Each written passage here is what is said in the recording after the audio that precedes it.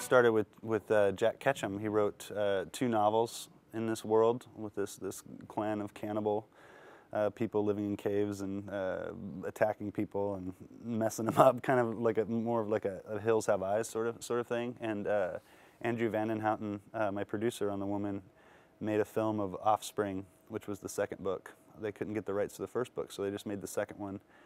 And in the novel, the character of the woman, her whole family dies and she dies. But in the film, Andrew decided to keep her alive because he thought he really liked what Polly had done with the character. So he invited me up to New York to watch the film and see if I had any ideas. And I pitched my idea to him and Jack Ketchum. And then in there, Ketchum and I decided to write the novel and the script together. I helped produce Chris Severtson's movie The Lost, which was the first Jack Ketchum book to get made into a film.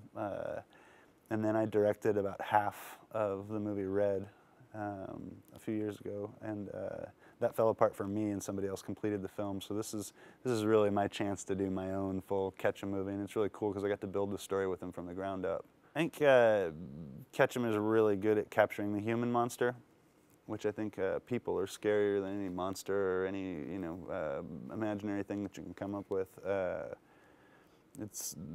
He's just he's got a deep understanding of that, and he's not afraid to go certain places. He's not afraid to really get as deep as possible into some really rough situations and show how human beings treat each other.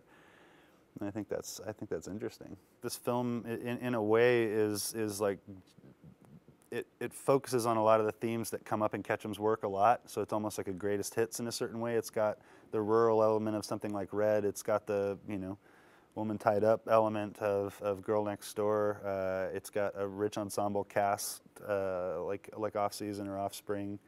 But then at the same time, since we created it from the ground up, it's also kind of a summation of everything I've done up to this point. So it's a really cool collaboration. I used everything that I learned on May, everything I learned on Sick Girl, The Woods, Roman, all these films that I've made, and it all kind of added up into this film. So it almost feels like a bookend to something. And I think the next thing that I make after this will be something in a violently different direction. Pollyanna is just magnificent. I mean, her whole mind and body are just immersed in that character. I mean, she studied animal behavior, and she went off in the woods and lived for a few days, and did all of her her physical preparation was preparing her muscle groups in ways that she thought they would be used in the woods and everything like that. I mean, she just really dove into it. So it was really awesome to work with her. She's really powerful. And I grew up around mostly women.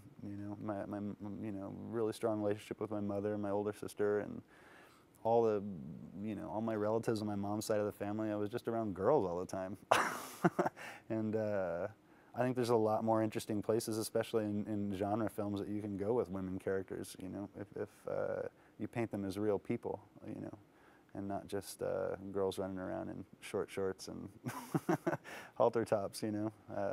Make them actual human beings, not just objects. When you know an actress like Angela Bettis, you're going to write a role for her. I mean, she's magnificent. She's been in almost everything I've made.